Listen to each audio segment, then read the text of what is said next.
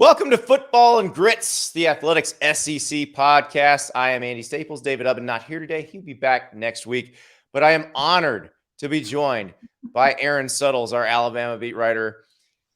Aaron is currently dodging emails from Alabama fans who believe that the Aflac Duck has created the downfall of Alabama's program and will keep Alabama from ever winning another national title. So, Aaron, thoughts and prayers to you. Yeah, I need them. It is crazy because Alabama fans have so little to complain about. Yep. That these are the types of things that they do complain about when the slightest adversity hits, because they don't, bad things don't happen to that program very often.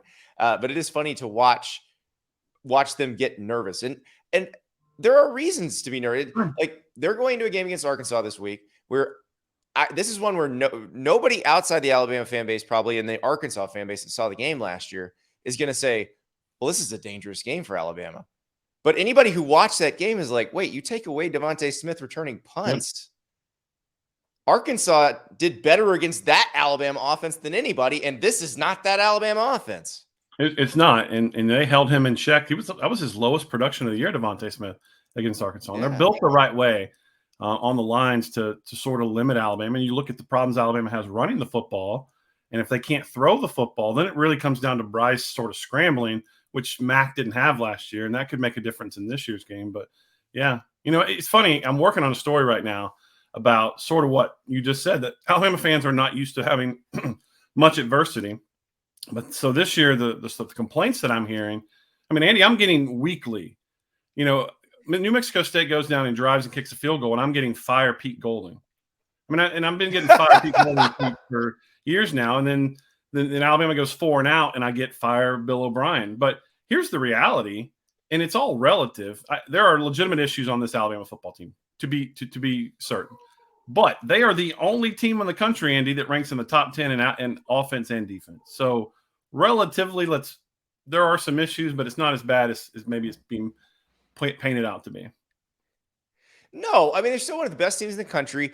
I think Will Anderson is the best player in the country right now. I think if the Heisman vote were today, he would probably be number one on my ballot because he's been absolutely dominant. They're just not unstoppable on offense anymore. And you saw Texas A&M get a lot of pressure on them. You saw LSU get a ton of pressure on them. You saw LSU keep them from running the ball, which I feel like, Aaron, that frustrates Alabama fans more than anything else, is when they can't run the ball. Yeah. They just want to physically dominate to put it in the parlance of Nick Saban, make his ass quit. Yep. And if you're only gaining 2 yards on the ground, you're not making anybody's ass quit. Yeah. They've had issues at center. They've had issues at right tackle. They've had issues at left guard running the football. And it just hasn't been what it's been. I mean, last year, some of the things that Steve Sarkisian got to call last year because of how good they were up front was ridiculous. Yeah. So it's not that way this year. And Doug Marrone and Bill O'Brien are being the fall guys for it, but they've got some issues up front. Yeah, it will be interesting to see, because I think Alabama will be fine against Arkansas, but I really do think we got to get into this. Our reader David Fox pointed this out because this game is important for this scenario. So for those who don't know, there is still a possibility available that there could be a 6-way tie in the SEC West. Now, this is sort of the inverse of the ACC Coastal, because we all have that dream of everybody in the ACC Coastal finishing 4-4 because it's the most meh division in college football. The SEC West is probably the strongest and deepest division in college football, but there is a possibility of a 6-way tie. So, Aaron, here we go. Are you ready for what needs to happen? All right. Ole Miss beats Vanderbilt this week. That'll happen. Yeah, that's going to happen. Auburn beats South Carolina. The big one last week, because this has been, some of the folks have been following this for a while. The big one last week that didn't seem possible at first when it was 28-3 Auburn was Mississippi State beats Auburn. Right. But Mississippi State did beat Auburn. The Pirate. So I feel like destiny might be coming into play here. Okay. So we got Auburn beating South Carolina, which would be a revenge game, by the way. They lost to South Carolina last year. Arkansas beats Alabama. We just laid out a path for you. Possible. Yeah. Albeit unlikely. Nothing's crazy so far. Okay. I'm with you. Okay. In week 13, The game I am probably more excited for than any game left on the SEC schedule, the Egg Bowl. Oh, boy. It's going to be bananas. Mississippi State has to win it. Where is that game this year? That seems. Is it Oxford or Starkville? That is a great question. It's funny. I know my odd even years for the Iron Bowl and for Michigan, Ohio State, but I do not know for the Egg Bowl. Again, nothing that you've proposed so far is like that game is at Davis Wade Stadium. Clanga, clanga, clanga, clanga, clanga. Telling you. Okay. All right. So we got okay. I think that's a challenge, but putting that in the friendly confines of clanga, clanga makes that better. All right. Right. Arkansas beats Missouri. Doesn't sound that implausible. That sounds like it's going to happen. Auburn wins the Iron Bowl. That would be the most far-fetched so far, but I have seen some really good Alabama teams go down to Jordan-Hare Stadium against teams that they should beat by multiple touchdowns and lose. So I think some Alabama fan at that point will literally try to strangle the Aflac duck. Like, so if there's an actual duck, I don't know if they model it on an actual duck. They will figure out where that duck lives. Yeah. And so, like, they need to put that duck into witness protection. Clearly, it's a distraction to Coach Saban filming those commercials before the season. Well, he does them live. Like, he actually runs into another part of the stadium. Dion walks in, they film the commercial, and then he comes back and coaches the rest of the game. Yeah. So, all right. So we got Arkansas beating Missouri. We expect that. Iron Bowl won by Auburn. Yep. Texas A&M beats LSU. That doesn't seem that implausible. That should happen. And there you have it. That's all it needs to happen. Teams. That's it. I mean, I've seen parlays that hit that are less likely than that. Like 10-team parlays that are less likely than that scenario you laid out. So that is 6 teams atop the division at 5-3, and LSU. LSU's the only one that's not tied.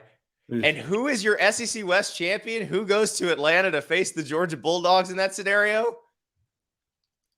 The Auburn Tigers. Oh my gosh. That would be the most Auburn Jesus thing of all time. It would be amazing. Because think of it. I mean, what SEC fan base is more – okay, we'll take Florida out of this. Yeah. What non-Florida SEC fan base is more upset right now at what just happened than the Auburn fan base? And they have good reason to be. Yes. I mean, 28-3, that game's over. But Auburn's weird right now. There's just a weirdness around that program. I would have thought – I'd have told you before the season, if they got to 7-5, I think that would have been the ceiling. And then they've played way better than I thought they would this year. And I think Bo they beat Ole Miss. Yeah. Bo had his wake-up game against Georgia State, and he's played great since then. The offensive line's been better than I thought they would be. The defense has been great under Derek Mason until Saturday when the air raid got him. But I've watched the highlights on the SEC Network, Andy. I haven't seen how it went down. Obviously, did State's defense just rise up, or did Auburn just go completely dormant? Well, State's defense is good. And that's the other thing. Is it was a little shocking that Auburn got out to that lead.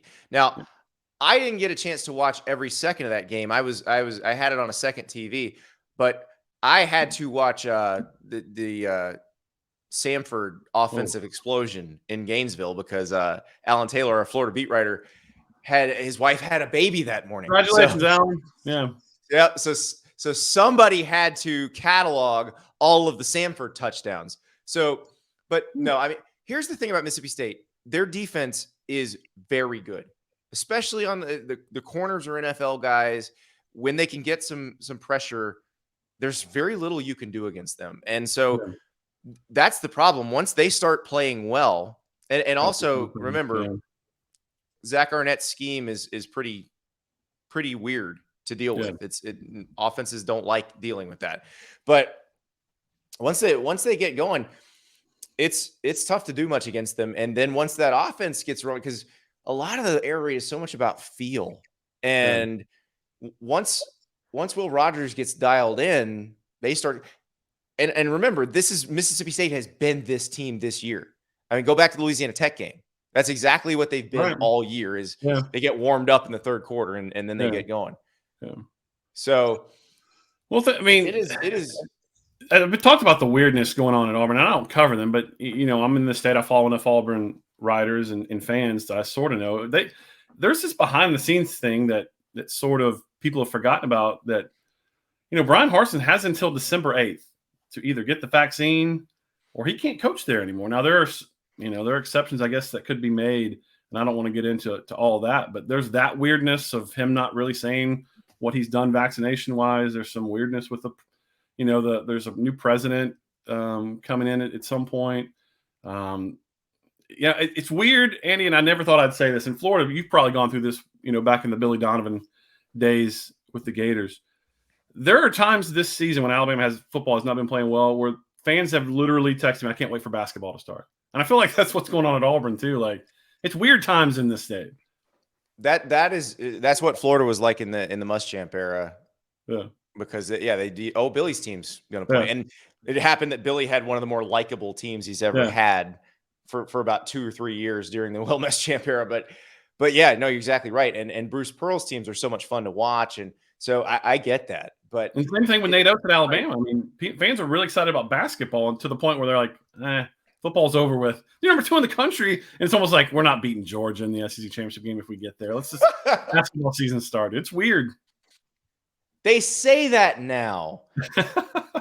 When we're sitting here the Monday of championship week and Alabama's about to play Georgia in Atlanta, I know I'm just pooping all over our 6-way tie. But when that happens and Alabama's about to play Georgia, I think they'll get engaged. I think they'll re-engage and be like, no, we're going to beat them. And they'll probably talk themselves into thinking Alabama's going to beat Georgia, which right now I just don't see happening. Yeah, and the other thing about Auburn that we need to remember, and this kind of goes into our 6-way tie thing a little bit. Bo Nix out for the rest of the regular season. He confirmed on social media that he's got to have surgery on his ankle. So, we'll see what this offense looks like, and we've seen kind of glimpses of it, but it's just going to be a different experience, and it could be a strange end of the season for Auburn. It really could. It's weird because anytime that the Iron Bowl's at Jordan-Hare, like, I don't count them out. No, I just can't. You cannot. And here's what you mentioned, Bo going down is a huge hit to them. And we'll see, because people don't realize this. Nick Saban has never beaten an Auburn team that finished the season with 9 wins. And so when Bo going down, that sort of, takes that element out of play for Auburn. But there's also the fact that, and I haven't looked at it in the last week, you start spinning it forward for Brian Harsin and the staff. Andy, they're ranked 13th out of 14th in recruiting in the SEC, or they were. Yeah, that's the other issue. So you can't even get excited about recruiting. I mean, you got an early signing day coming up, and they're only in front of Vanderbilt. Auburn. It makes no sense to me. It is very, very strange, but we'll see with TJ Finley. Now, TJ Finley, Auburn goes to play South Carolina this week. TJ Finley had an incredible game against South Carolina last year, except it's LSU's quarterback. Yeah, LSU. Which is LSU suddenly playing well. It's just weird. This is a weird college football year all the way around. It is very strange, and LSU's team has not quit on Ed Orgeron. No. I think that was the narrative being pushed when Orgeron got fired, but they absolutely haven't quit on him. I mean, you saw it before they even announced he got fired. Now, he'd already been fired when they played Florida, but you knew they were playing hard for him because you watched him beat Florida. And speaking of playing hard for your coach and Florida, 70-52 against Samford. Not basketball, football. No, that was not a Wednesday night November non-con basketball game. Because that is a perfect score for that game. If you saw Florida 70, Samford 52 come across the ticker on a Wednesday night in November, you'd be like, oh, that sounds about right. Mike White seems like he has a pretty good team this year. It's odd, and I don't cover them. I can only give you my perception of Dan, in covering the league. He just comes across sort of, I'm smarter than you, a little bit smug. I don't know how that plays with players. The way I'm sure you and Ari and you and David have discussed, his recruiting comments, how aloof that kind of seems in this part of the country. It's just, I don't know. I've always felt that Lane Kiffin, and maybe I may be being proved wrong by Lane Kiffin. I always felt like Lane Kiffin was the prime example of the Peter principle, where you're sort of promoted beyond your level of competence. Rise to the level of your own incompetence. Yeah. Yes. And so, I always thought Lane was one of the best offensive coordinators I've ever seen, but I just didn't know if he had it head coach. I just wonder if you can't really say that with Dan, though, because he's won at Mississippi State. It's weird. I thought it would be a great He's fit. won at Florida. And this year has gone real sideways on him. Yeah. And the thing is, you look at what they've had to do. Now, they fired Todd Grantham. That was the thing. Everybody wanted Dan Mullen to fire Todd Grantham. They fired Todd Grantham, and you watched Samford hang 52 on them, and you realize Todd Grantham wasn't the problem on defense. He was the one keeping the lack of talent on defense from being exposed. Right. You take him away, and that's how you get Samford scoring 52 points. And listen, they're playing Missouri this week. Bazelak didn't look great against South Carolina. I think they finished the game with Brady Cook anyway. But no matter who they wind up playing at quarterback, they're going to score. Now, Florida's offense should be able to score on Missouri's defense, but this game could turn into a shootout. It is very much in question whether Florida can beat Missouri or Florida State. And here's the problem when you get into that argument, Aaron. Where Florida should be, it should not be a question of whether they can beat those two teams this year. No, that should be a given. Yeah. And their question, the only question Florida should have is where they stack up against Georgia. And that's where they should be in that league. And that's not what it's been this season. And Dan is, I don't know. He's got PR people. He needs to listen to them more. I don't know. It's just the handling of it has not been good. And it looks, I mean, what are the Florida fans saying this week? Oh, they're furious. I think they're done with him for the most part. There's still pockets of them that say, oh, he can turn it around. But I think for the most part, they're pretty much done with him. And it's more they look long-term. You mentioned this with Auburn, and their recruiting doesn't look very good for this year. Now, this is Brian Harson's first full recruiting cycle at Auburn. So perhaps that's forgivable, although it's the SEC. Nothing is forgivable when it comes to finishing 13th out of 14th in recruiting. Florida is 9th currently in the SEC in team recruiting rankings. Now, that could change. They're still in on some top 100 guys, but they're behind South Carolina. They're behind Missouri right now. They've lost a couple commitments a few weeks ago. On, I believe, Friday of this past week, they lost a 2023 commit who flipped to Georgia, an in-state receiver who flipped to Georgia. Yeah. And so that's the bigger problem, I think, is the trajectory issue at Florida. It'd be one thing if they had this great recruiting class coming in and you say, okay, well, that's no big deal.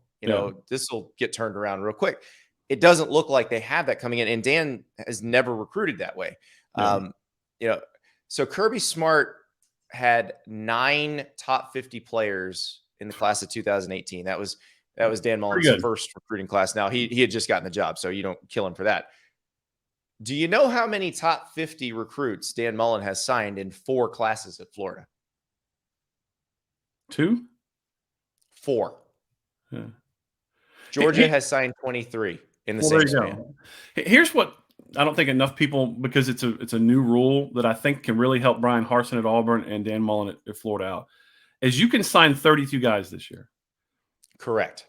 So, and if you're not great at recruiting, you can raid the transfer portal. So your roster can turn over fairly quickly if you get a lot of guys that aren't playing at other schools that you feel like maybe can help your team out. And it's not, I mean, it is recruiting, but it's not recruiting in the traditional way. Well, if you look at Florida, that's what they've done. I mean, the transfer portal has been pretty good to them, but the problem is it's hard to build a national title contender relying on the transfer portal, because this defense would be even worse. Like, they got Daquan Newkirk, they got Antonio Shelton. Newkirk's from Auburn, Shelton's from Penn State. Those guys play big roles on the defensive line. Brenton Cox, now he's not a immediate transfer eligibility guy because he transferred before all that stuff changed, but he's a transfer from Georgia. He starts on the D line. Stuart Reese, transfer from Mississippi State, starts on the offensive line. Justin Shorter, who was one of their better receivers the other day and has been for most of this season, Penn State transfer. So they have rated the transfer portal, but you're going to have to do kind of like a Mel Tucker-esque job in the transfer portal, where like Michigan State brought in 12 new starters from the portal this year, and it totally changed everything for them. So I do think if Mullen's still around, which at this point it does not look real good for him, if he's still around, they would have to really hit the portal hard. Yeah, and I think it's a possibility. I mean, because Alabama's going to have more guys. They've already had 2 or 3 guys enter the portal.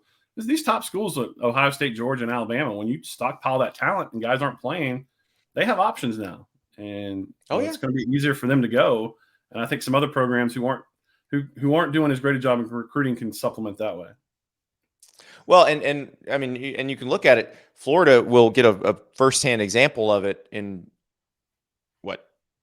12 days when Florida State comes to town, because Jermaine Johnson is far and away Florida State's best player.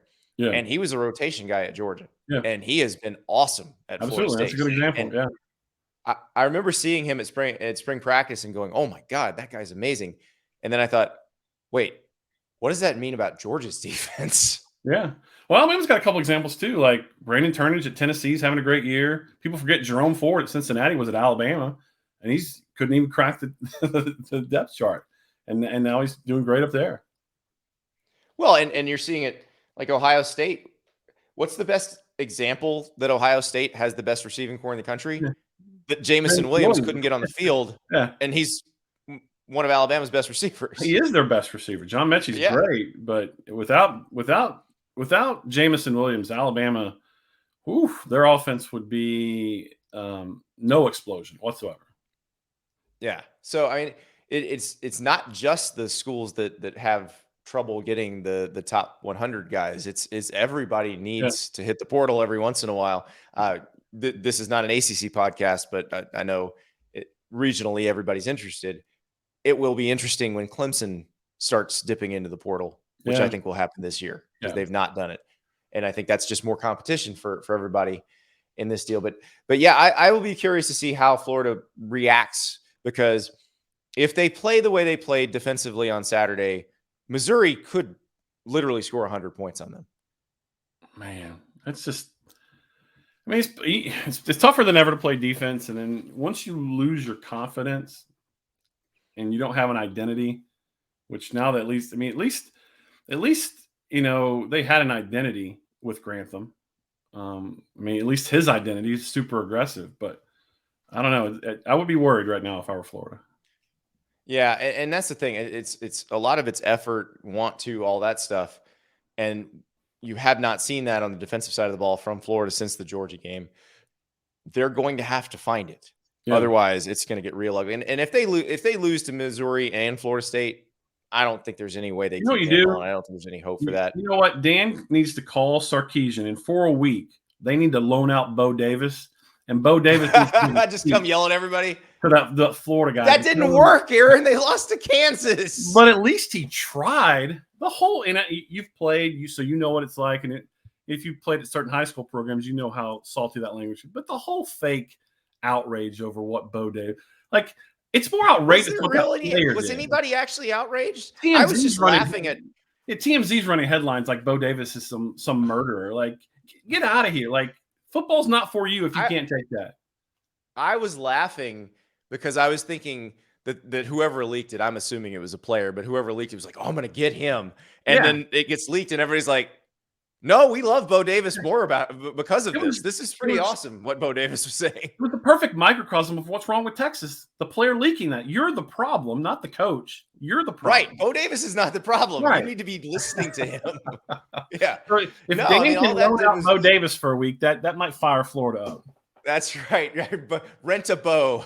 Or how about rent a Coach O? Like, yeah, I firmly believe that Ed Orgeron is the best interim coach in the history of college football.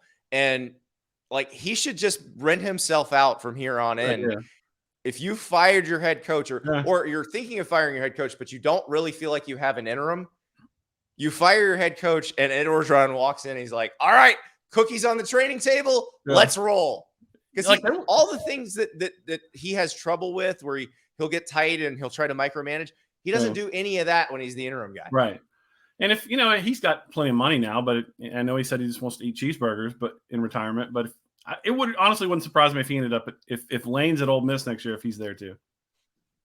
Oh, that would be man, that would be great for Ole Miss. And the thing is, Lane has been fantastic, and this is He's a handled situation where a guy winning like this at Ole Miss normally would really light the carousel up, and people like, oh, Lane could go to this and this. I don't think LSU is going to hire Lane, even though I think he'd do great there. If Florida opens, I don't think they would consider him, even though Lane would be great there. I think Ole Miss has got him for a little while, and that could be great for Ole Miss.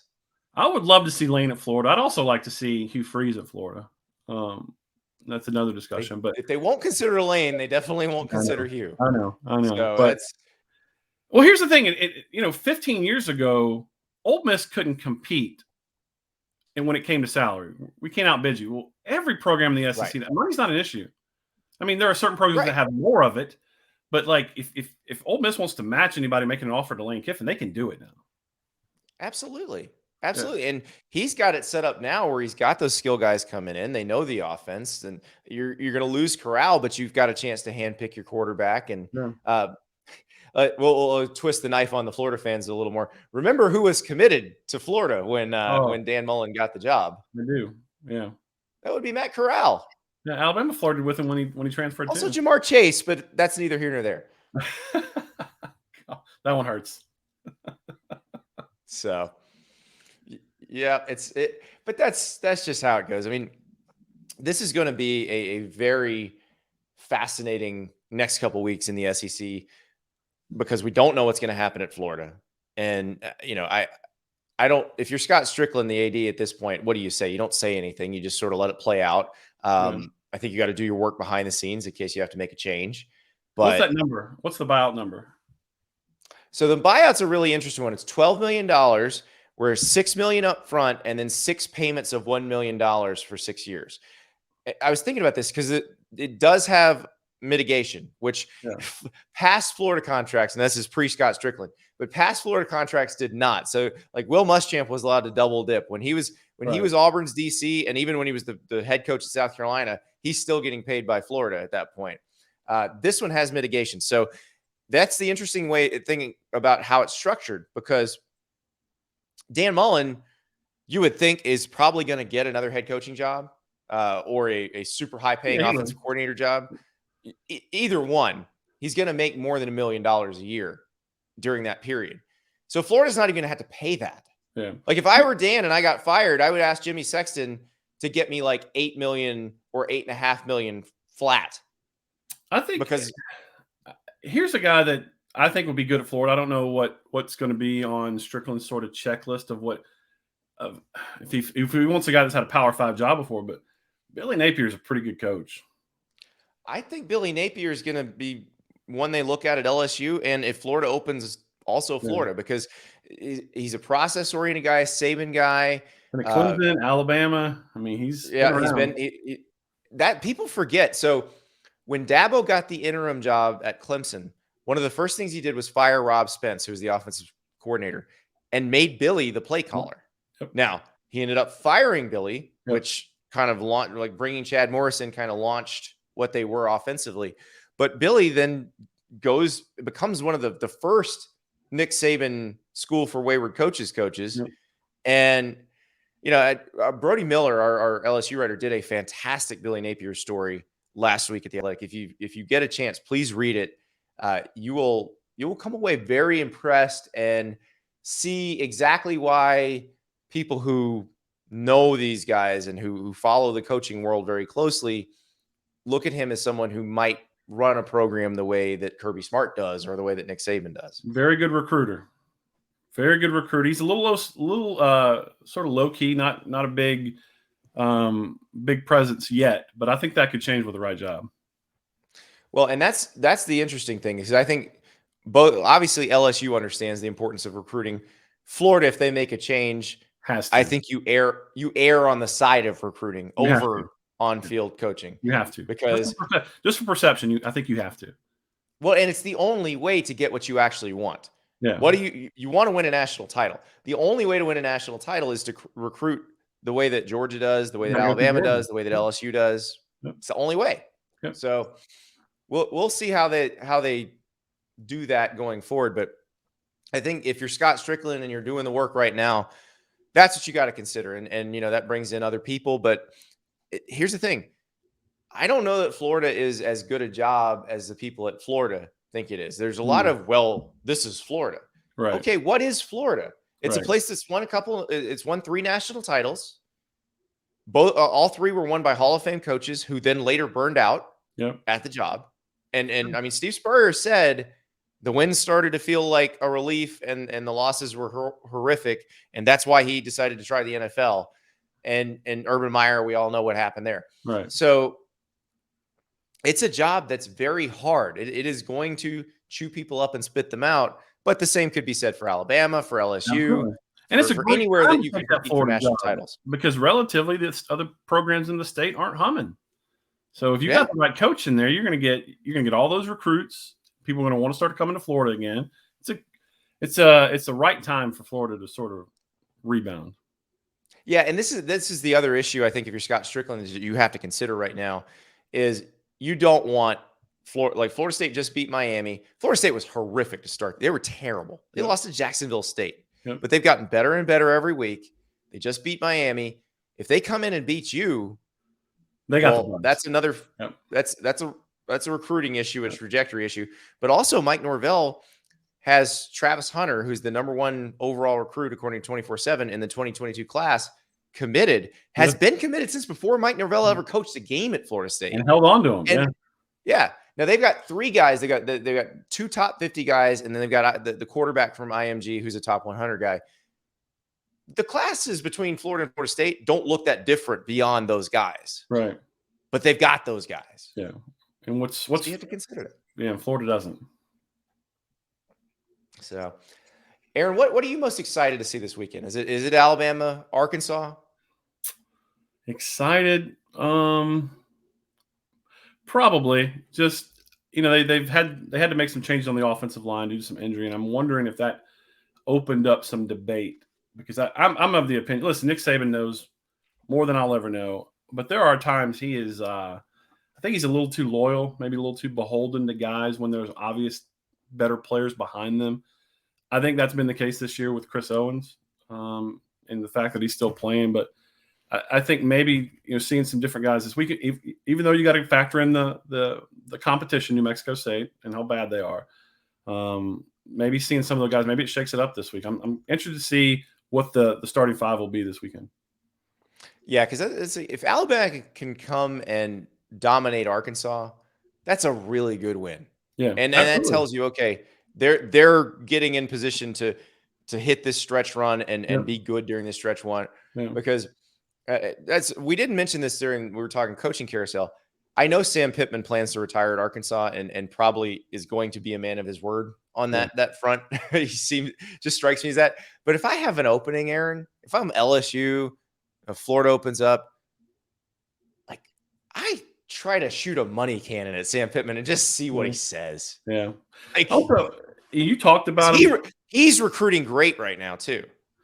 You talked about him, and I still feel like most of the country doesn't know about him. So, first 7 games Will Anderson played at Alabama, 0 sacks. Okay. Since that time, which would be 16 games? In 16 games since then, over last year and this year, 19 and a half. Whoa. Wow. 0 in his first 7, and all of a sudden, he's and the crazy part is people know him. I mean, the coaches know him. They're game planning for him, and they still can't stop him. He's a walking quarterback pressure. How will Sam Pittman, right, offensive line coach by trade, game plan for Will? I can't wait to see that. That's it's crazy because we started the show talking about this, and you talked about how it was Devontae's worst statistical game as a receiver last year. Now, obviously, on special teams, he made a huge impact on the game. So people who watched it are like, "Well, no, Devontae Smith had a great game, but not as a receiver." So that's what they basically dropped 8. They couldn't. Barry Odom and Sam Pittman. Like, I want to see what they got for Alabama. I think that's going to be fun. And if Alabama can overcome that and play a great game, then that gives me more confidence that Alabama can go to Auburn and win the Iron Bowl, that Alabama can play with Georgia and Atlanta. Like, I need to see that at this point, because I'm not as confident. I'm not ready. I'm not ready to do anything untoward to the Affleck Duck. I feel like, Nick Saban has been properly engaged this season. I just think this is this year's team. It's not as easy to win when you don't have the superstars they had last year. Yeah. And you got, players on social media talking about quitting, and Jaleel Billingsley's dropping passes every game. There are a lot of issues with this team. Yeah. So this is going to be an interesting week for Alabama, for Arkansas, for our 6-way tie. We'll see. It's as Aaron said, there are 10-team parlays that have hit that were less likely than this. So there was nothing you read off. I'm like, that's not possible. Everything that you read off could happen. Arkansas beating Alabama feels like the least possible of it. So that's the game. If you are a fan of the potential 6-way tie in the SEC West, that's the game you're glued to this weekend. That's one of the games we'll be glued to. Of course, we're watching them all. We will be back next Monday to break it all down on Football and Grits.